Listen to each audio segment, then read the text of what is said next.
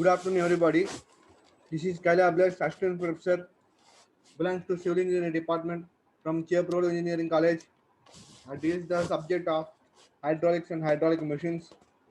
Now I am going to explain the topic on topic 12, backwater curve and applies expression for the length of backwater curve and problems about on that equation.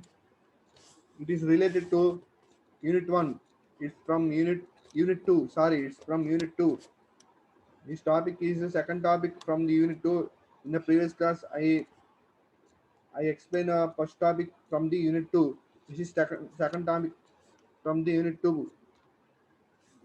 Next one, today's class. In the today's class, I will going to explain a backwater curve and affects definition and what is the concept behind that definitions. Expression for the length of backwater curve. For find out the length of the backwater curve, we are deriving the mathematical expression. We are finding the mathematical expression or equation. For that finding that equation, we are going to deriving the you are going to deriving the derivation. Based on that equation, we are doing the problems on that expression. Backwater కర్ అంటే ఏంటి, afflux అంటే ఏంటి అనేది explain చేస్తాను. దాంట్లో ఉన్న concept ఏంటి, దాని మెకానిజం ఎలా ఉంది అనేది మీకు మీకు ఎక్స్ప్లెయిన్ చేస్తాను. నెక్స్ట్ ఇంక్ ఆఫ్ ది బ్యాక్ వాటర్ కర్కి ఎక్స్ప్రెషన్ కనుక్కోవడానికి మనం ఈక్వేషన్ ఈక్వేషన్ అనేది ఫైండ్ అవుట్ చేయాలి. దానికి ఈక్వేషన్కి డెరివేషన్ ఫైండ్ అవుట్ చేస్తున్నాం. నెక్స్ట్ ఆ ఈక్వేషన్ ఉపయోగించుకుని ప్రాబ్లమ్స్ని ఫైండ్ అవుట్ చేస్తాం.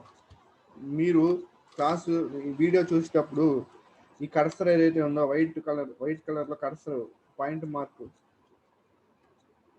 యారో మార్క్ లాగా ఉంది కదా కర్సరు, అది ఎక్కడైతే నేను అప్లై చేస్తున్నానో, ఎక్కడైతే మీకు చూపిస్తున్నానో దాన్ని చూస్తూ దాన్ని ఫాలో అవుతూ మీరు వింటూ ఉంటే ఆ టర్మ్స్ అనేది అక్కడ కాన్సెప్ట్ ఏముంది, ఆ టర్మ్స్ ఏముంది అనేది మీకు అర్థమవుతుంది. Mathematical terms. Next topic, first topic back water current and afflux. Backwater and afflux. Here, consider the flow of dam. ఇక్కడ ఏముంది చెడు డ్యామ్ ఉంది. This dam, this bed slope of the dam, this is data line of the dam, this bed slope of ఇది original water level, how much of water level, this is the back water curve, this is the back water curve, this is dam. Consider the ఇప్పుడు ఏమి ఇచ్చాడంటే dam తీసుకున్నాడు. On the upstream side of the dam the depth of water will be rising. If there had not been any obstruction, such as dam, in the path of flow of water in channel, depth of water would have been constant and shown by dotted line parallel to the bed of the channel. Due to obstruction, the water level rises and it has maximum depth from the bed at some section.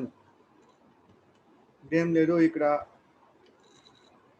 Dam ఉంది. Dam వెనకాల reservoir ఉంటుంది. దాంట్లో rain water నుంచి వచ్చిన water upstream పైన కొండలు హిమాలయాల్లో నుంచి అప్స్ట్రీమ్ సైడ్ నుంచి వచ్చిన ఇలా వాటర్ అనేది ఇక్కడ రిజర్వాయర్లో స్టోర్ అవుతుంది. స్టోర్ అయిన వాటర్ డాటెడ్ లైన్లో డినోట్ చేశారు.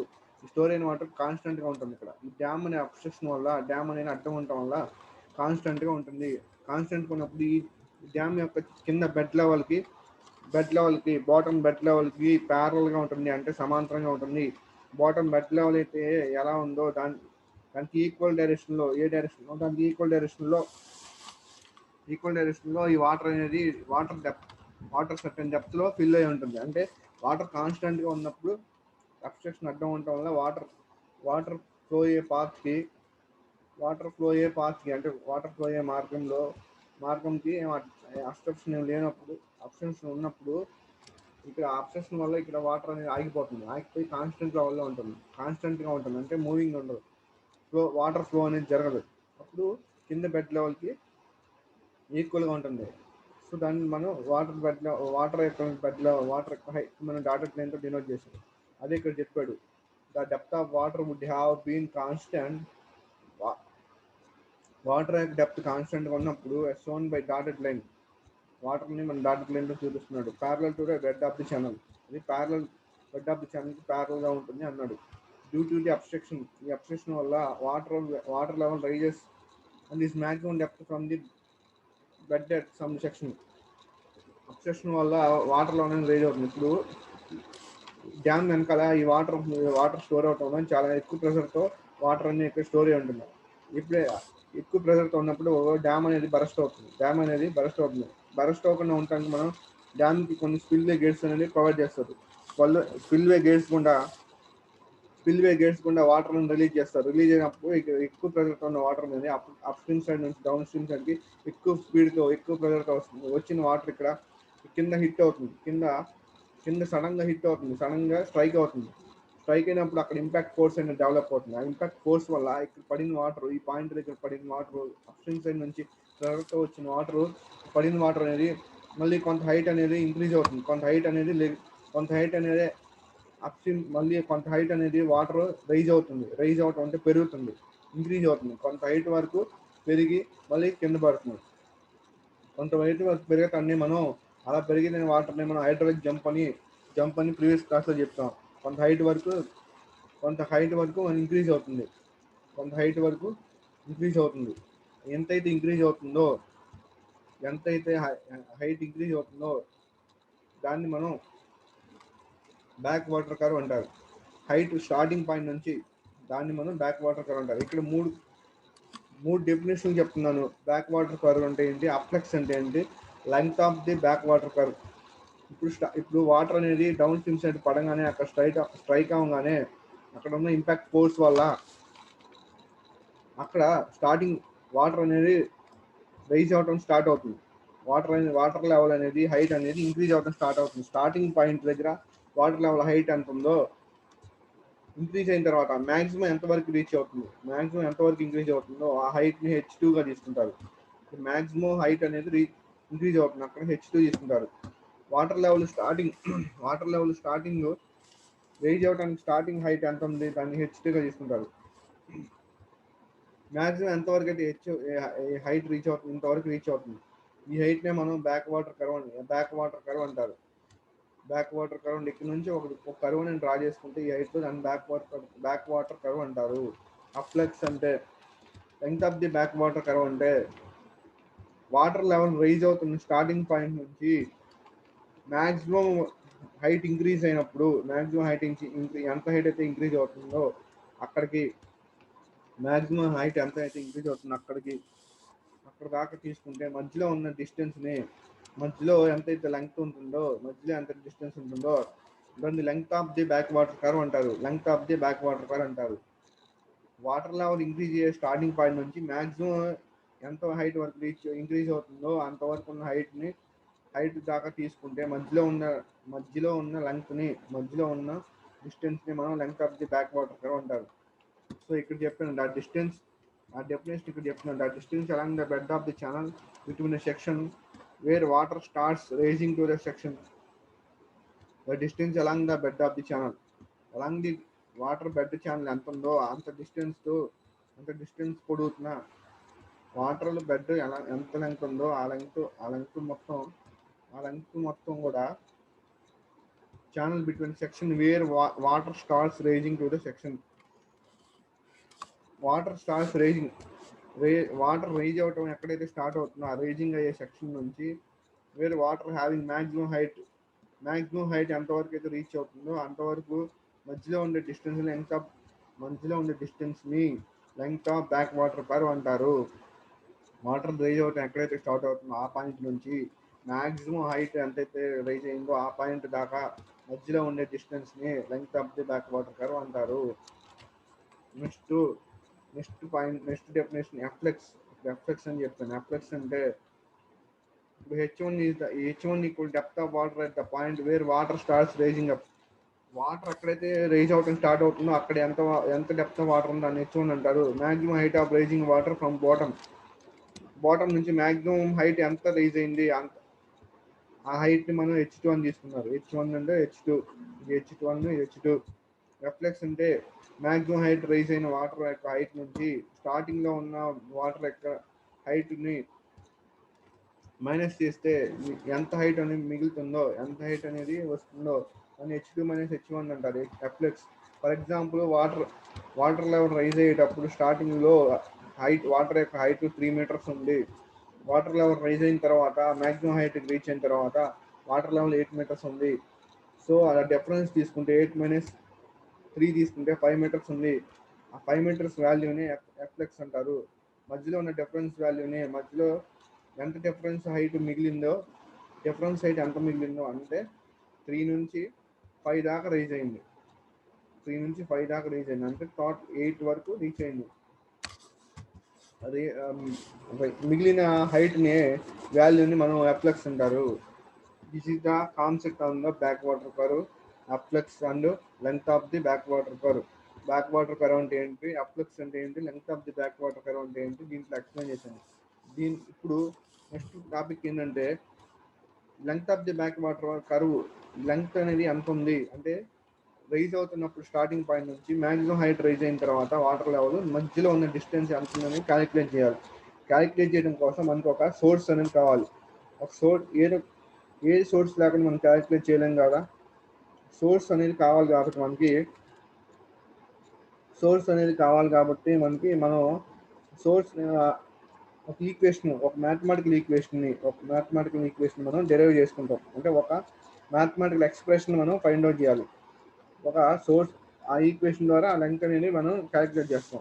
ఆ లెంగ్త్ ఫైండ్ అవుట్ చేయడం కోసం ఆ ఈక్వేషన్ అనేది మనం ఫైండ్ అవుట్ చేయడానికి డెరివేషన్ అనేది డెరైవ్ చేసుకోవాలి. డెరివేషన్ ద్వారా మనం డెరివేషన్ ద్వారా ఈక్వేషన్ అనేది ఫైండ్ అవుట్ చేసుకుని ఆ ఈక్వేషన్ ఉపయోగించుకుని ప్రాబ్లమ్స్లో అప్లై చేసుకొని మనం లెంగ్త్ అనేది ఫైండ్ అవుట్ చేసుకుంటాం. అప్పుడు లెంగ్త్ అనేది ఫైండ్ అవుట్ చేసుకుంటాం. So length of the expression for the length of the back water curve.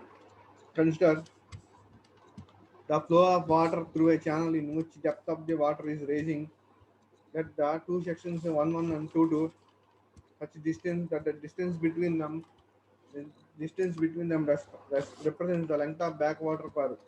This is section water channel flow అవుతుంది. సెక్షన్ తీసుకున్నాం, వాటర్ ఛానల్ ఫ్లో అవుతుంది. ఇక్కడ ఒక ఛానల్ తీసుకున్నాము. ఛానల్ డేటమ్ లైన్, ఈ ఛానల్ యొక్క డేటమ్ లైన్, ఇది ఛానల్ యొక్క బెడ్ ఐబీగా సెక్షన్ 1 సెక్షన్ 2 ఛానల్ ఇది ఇంక్లైన్డ్ గా ఉంది. ఛానల్ అనేది ఇంక్లైన్డ్ గా ఉంది ఇక్కడ. సో ఇక్కడ ఐబీ అనేది ఛానల్ బెడ్గా తీసుకున్నాం. Small IB is the channel bed of the channel. Small I equal to energy line slope. This dotted line is energy line. ఈ ఎనర్జీ లైన్ డాటెడ్ లైన్ పైన ఉన్న లైన్ ఎనర్జీ లైన్ స్లోప్ అంటారు. ఇది water surface of the water datum line. Z1 equal to datum line కి bed of the slope కి మధ్య ఉన్న distance Z అంటారు. దీన్ని సెక్షన్ హెడ్ అంటారు. H1 is the water level ఎంత డెప్త్ ఉందో, ఎంత హైట్ లో ఉందో దాన్ని H1 అంటారు. నెక్స్ట్ కైనెటిక్ ఎనర్జీ ఎంత హైట్ లో కైనెటిక్ ఎనర్జీ డెవలప్ అవుతుందో దాన్ని V1/2g అంటారు. అలాగే సెక్షన్ 2 దగ్గర ఇక్కడ ఛానల్ యొక్క బెడ్ డేటమ్ లైన్ రెండు కలిసిపోయినాయి, రెండు కోయిన్సైడ్ అయిపోయినాయి, రెండు ఒక పాయింట్గా వచ్చేసినాయి అక్కడ. సో ఇక్కడ డేటమ్ లైన్ నుంచి ఛానల్ యొక్క బెడ్కి మధ్య డిస్టెన్స్ అనేది ఏం లేదు. సో Z2ని మనం 0గా తీసుకుంటాం. ఇక్కడ వాటర్ లెవెల్ యొక్క హైట్ని H2గా తీసుకున్నాం. ఇక్కడ కైనెటిక్ ఎనర్జీ ఎంత డెవలప్ అవుతుందనే దాన్ని మనం V2/2gగా తీసుకున్నాం. సో ఇక్కడ V2 అంటే velocity of flow at section 2 దగ్గర వాటర్ యొక్క వెలాసిటీ అనేది V2గా తీసుకున్నాం. IB is the bed slope. ఐబీని బెడ్ స్లోప్గా తీసుకున్నాం. Small IB equal to bed slope. Small I equal to energy line slope and capital equal length of back water curve. ఈ length of section 1 section 2 మధ్య ఉన్న లెంగ్త్ని క్యాపిటల్గా తీసుకుంటారు. So మనం ఇప్పుడు ఈ ఎక్స్ప్రెషన్ ఫైండ్ అవుట్ చేయడానికి బెర్నౌల్లిస్ ఈక్వేషన్ యూజ్ చేసుకుని ఫైండ్ అవుట్ చేస్తాం. Applying Bernoulli's equation at sections 1 and 2. Section 1 దగ్గర సెక్షన్ 2 దగ్గర బెర్నౌల్లిస్ ఈక్వేషన్ అప్లై చేస్తే సెక్షన్ 1 దగ్గర బెర్నౌల్లిస్ ఈక్వేషన్ ప్రకారం Z1 + H1 + V1/2g. సెక్షన్ 2 దగ్గర బెర్నౌల్లిస్ ఈక్వేషన్ ప్రకారం Z2 + H2 + V2/2g + HL. Small HL ఇక్కడ చూపిస్తున్నాను. ఇక్కడ చూడండి. Small HL loss of energy అంటే HL equal loss of energy due to friction వల్ల ఎనర్జీ అనేది లాస్ అవుతుంది. ఫ్రిక్షన్ అనేది ఇప్పుడు వాటర్ యొక్క ఫ్లోయే డైరెక్షన్లో ఈ వాటర్ యొక్క ప్రెజర్ ఫోర్స్కి బెడ్ యొక్క ఛానల్ యొక్క బెడ్ మీద కొంత ఫ్రిక్షన్ అనేది డెవలప్ అవుతుంది. ఆ ఫ్రిక్షన్ మనం స్మాల్ ఐ ఇంటూ ఎల్గా తీసుకున్నాం. త్రూ అవుట్ ది లెంగ్త్ ఎంతైతే కైనెటిక్ ఎనర్జీతో వాటర్ ఫ్లో అవుతుందో అక్కడ దానివల్ల ఫ్రిక్షన్ డెవలప్ అవుతుంది కాబట్టి ఐ ఇంటూ ఎల్గా తీసుకున్నాం. దీన్ని ఈక్వేషన్ 1గా తీసుకున్నాం. Next also taking datum line passing through bed slope of channel section 2 దగ్గర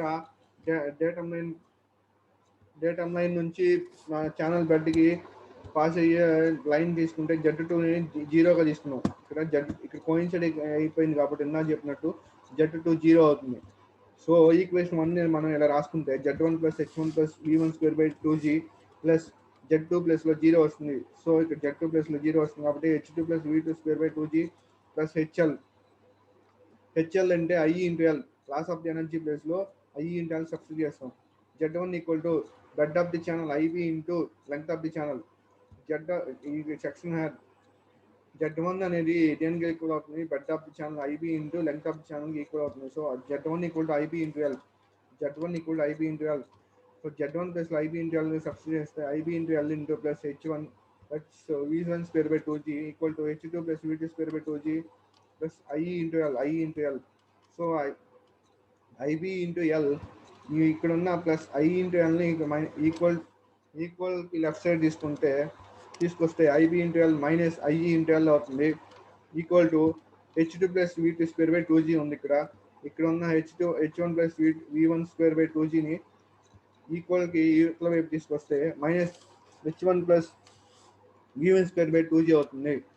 so IB into L minus I into ఎల్లో ఎల్ని కామన్ తీసుకుంటే ఎల్ వాల్యూ మనం కామన్ తీసుకుంటే L into IB minus I మిగులుతుంది.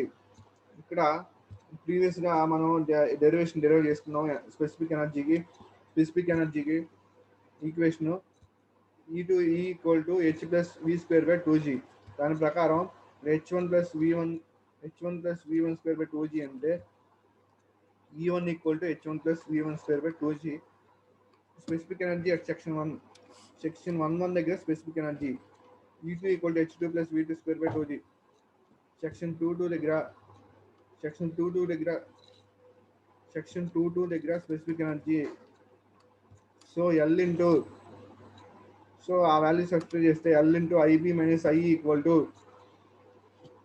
H2 + V1² / 2G ప్లేస్లో E2 value substitute చేస్తాం. E2 minus H1 + V1² / 2G E1.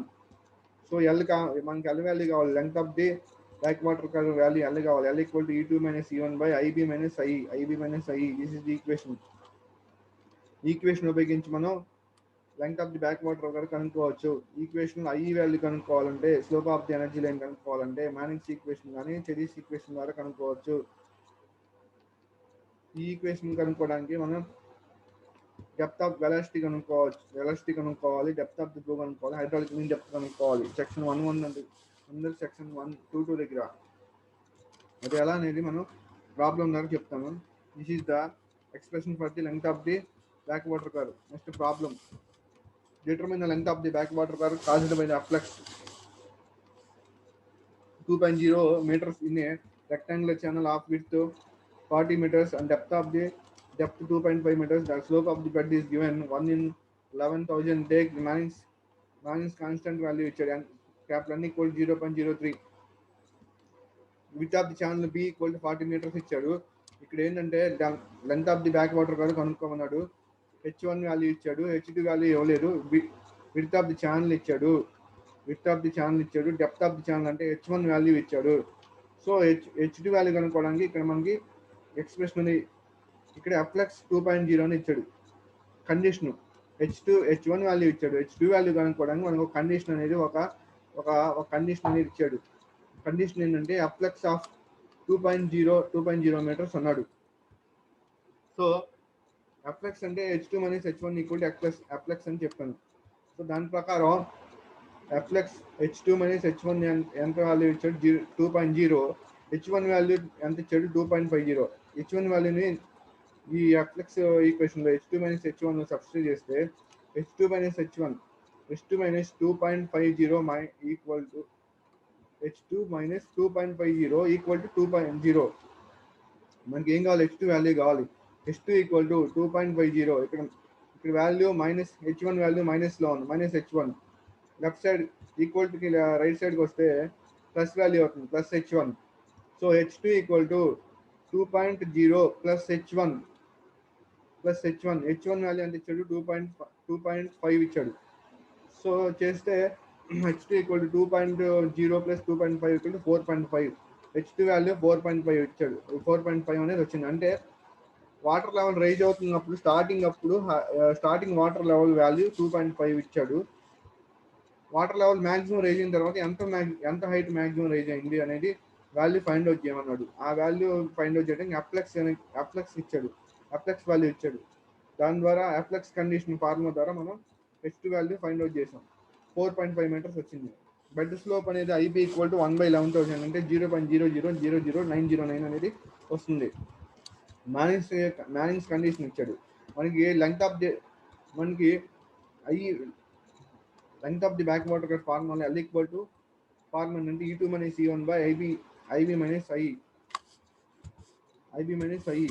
So అక్కడ IE value length energy line slope కనుక్కోవడానికి కండిషన్ మనం మ్యానింగ్స్ ఈక్వేషన్ ద్వారా కనుక్కోవటానికి ఇండైరెక్ట్గా కనుక్కోమని చెప్పడం కోసం మనకి ఇక్కడ మ్యానింగ్స్ కాన్స్టెంట్ వాల్యూ 0.03 ఇచ్చాడు, క్యాపిటల్. సో దాని ప్రకారం మనం ముందు మ్యానింగ్స్ ఈక్వేషన్ మనం ఏరియా ఆఫ్ ది సెక్షన్ అనుకోవాలి, వెట్టెడ్ పెరిమీటర్ ఆఫ్ సెక్షన్ అనుకోవాలి, hydraulic mean depth of the section 1 దగ్గర area perimeter hydraulic mean depth, section 2 దగ్గర area perimeter hydraulic mean depth కనుక్కోవాలి. దాని నుంచి మనం IE వాల్యూ కనుక్కుంటాం మ్యానింగ్స్ ఈక్వేషన్ ఉపయోగించుకొని. దాని నుంచి మనం వెలాసిటీ కనుక్కోవాలి. V1 దగ్గర సెక్షన్ 1 దగ్గర వెలాసిటీ, సెక్షన్ 2 దగ్గర వెలాసిటీ కనుక్కోవాలి. So area of the flow at section 1 A1 equal to B into H1. B value 40 into H1 2.5 metres 100 metre square వచ్చింది. ఏరియా 1 సెక్షన్ 1 దగ్గర ఏరియా 100 మీటర్ స్క్వేర్ వచ్చింది. Wetted perimeter for rectangle channel formula B plus 2H. B value breadth value 40 plus 2 into H1 value 2.5 45 metres. Wetted perimeter section 1 దగ్గర wetted perimeter value 45 metre వచ్చింది. Hydraulic mean depth M1 equal to A1 by P1. Hydraulic mean depth section 1 దగ్గర hydraulic mean depth A1 by P1. A1 value 100 by wetted perimeter 45. 100 by 45 2.22 meters. Hydraulic mean depth value section 1 దగ్గర 2.22 meters వచ్చింది. Using Manning's formula V equal to 1/n m power 2/3 IB ఇంటూ 1/2 IB power 1/2. Velocity of section 1 మనకి velocity of section 1 దగ్గర velocity V1 కనుక్కోవాలి. 1/n into m1 into 2/3 into IB power 1/2. So 1/n value ఇచ్చాడు 0.03 into 2.22 m value వచ్చింది. Hydraulic mean depth value 2.22 power 2/3. IB value ఇచ్చాడు 0.0000909 power 1/2.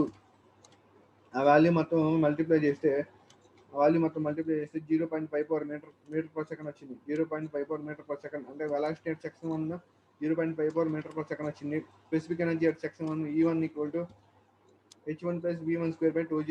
H1 plus V1 square by 2G. V1 స్క్వేర్లో V value ఇప్పుడు వచ్చిన value 0.54 whole square by 2 into 9.81. G value 9.81 plus H1 value 2.5. దీన్ని మొత్తం multiply చేస్తే calculate చేస్తే 2.5148 meters. So specific energy section 1 దగ్గర specific energy value 2.5148 metres వచ్చింది. For continuity velocity at section 2 దగ్గర వెలాసిటీ కనుక్కోవాలి. సెక్షన్ 2 దగ్గర వెలాసిటీ ఎంత కనుక్కోవాలి. So V1A1 equal to V2A2. So V2 value కావాలి. సెక్షన్ 2 దగ్గర వెలాసిటీ వాల్యూ అంటే V2 value. V2 equal to V1A1 by A2. So V1 value 0.54 into A1 value 100 metre square 100 వచ్చింది by A2 అంటే B into H2, B into H2, 40 into 40 into H2 అంటే H2 అంటే 4.5, ఇక్కడ 4.5 వచ్చింది. So మొత్తం value 0.3 metre per second. So velocity section 2 దగ్గర velocity ఎంత వచ్చిందంటే 0.3 మీటర్ పర్ సెకండ్ వచ్చింది. సెక్షన్ 1 దగ్గర వెలాసిటీ 0.54 మీటర్ పర్ సెకండ్ వచ్చింది. Next area at section 2 A2 equal to B into H2 equal to 40 into 4.5. ఇది ఎంత వచ్చిందంటే 180 metre square, 180 metre square. Section 1 దగ్గర ఏరియా ఎంత వచ్చింది 100 metre square. Wetted perimeter at section 2 B plus 2H2, B అంటే 40 plus 2 into H2 అంటే ఇక్కడ వచ్చింది H2 value 4.5 metres. Wetted perimeter section 2 49 metres వచ్చింది. వెట్టెడ్ పెరిమీటర్ సెక్షన్ 1 45 మీటర్స్ వచ్చింది. Next hydraulic mean depth at section 2 దగ్గర hydraulic mean depth కనుక్కోవాలి. M2 equal to A2 by P2. A2 అంటే 180 by 49, దాని value 3.673 metres వచ్చింది. So next specific energy section 2 దగ్గర specific energy కనుక్కోవాలి. దాని formula E2 equal to H2 plus E2 square by 2G. H2 value మనకి 4.5 వచ్చింది. Section 2 దగ్గర వెలాసిటీ వాల్యూ 0.3 వచ్చింది. ఇక్కడ 0.3 వచ్చింది. సబ్స్టిట్యూట్ చేస్తే 2 into 9.81 G value 4.504 meters. Section 2 దగ్గర స్పెసిఫిక్ ఎనర్జీకి వాల్యూ 4.504 మీటర్స్ వచ్చింది. Now find the average velocity. First find average depth. Find average velocity అంటే ఫైండ్ యావరేజ్ డెప్త్. యావరేజ్ వెలాసిటీని యావరేజ్ డెప్త్ని కనుక్కోమన్నాడు. ఇక్కడ మనకి ఐ వాల్యూ కనుక్కోవాలి. ఐ వాల్యూ కనుక్కోవడానికి యావరేజ్ వెలాసిటీ యావరేజ్ డెప్త్ కనుక్కోవాలి. యావరేజ్ వెలాసిటీ అంటే average depth H average equal to H1 plus H2 by 2. H1 plus H2 by 2.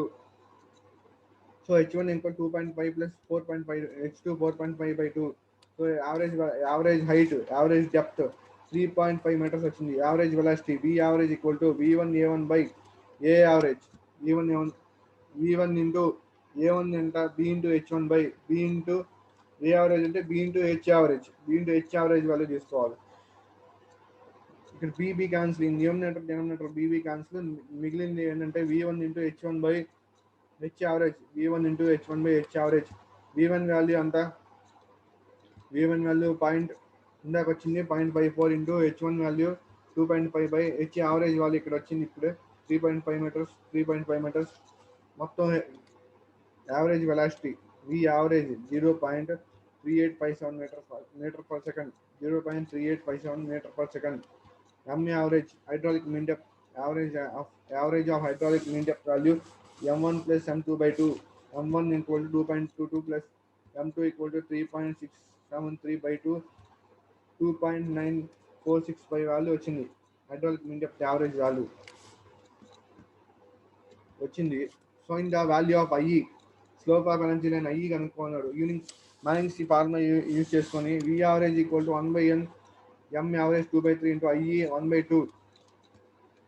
So V average value వచ్చింది 0.3857. Minings formula equals 1/n value ఇచ్చాడు 0.03. M average value వచ్చింది 2.9465 whole power 2/3 into IE 1/2. మనకి ఇక్కడ మొత్తం value 68.534 IE whole power 1/2 వచ్చింది. So ఇది మొత్తం value ఇది వచ్చింది 68.534. సో ఐఈ వాల్యూ కావాలి మనకి. ఐఈ ఈక్వల్ టు 0.3857 బై ఈ వాల్యూ ఇక్కడ న్యూమినేటర్లో వేసుకుంటే 68.534. ఈ 1/2 అనేది స్క్వేర్ అవుతుంది. స్క్వేర్ అవుతే 0.00003167 అవుతుంది. ఐఈ వాల్యూ ఎంత వచ్చిందంటే slope of the energy line 0.00003167. నోదా ఫైనల్గా మనం కనుక్కోవాల్సిన length of the back water curve L equal to E2 minus E1 by IB minus IE. ఈ వాల్యూ సబ్స్టిట్యూట్ చేస్తే specific energy values E2 value 4.504 minus 2.5148 0.00000909. Slope of the bed 0.00003167.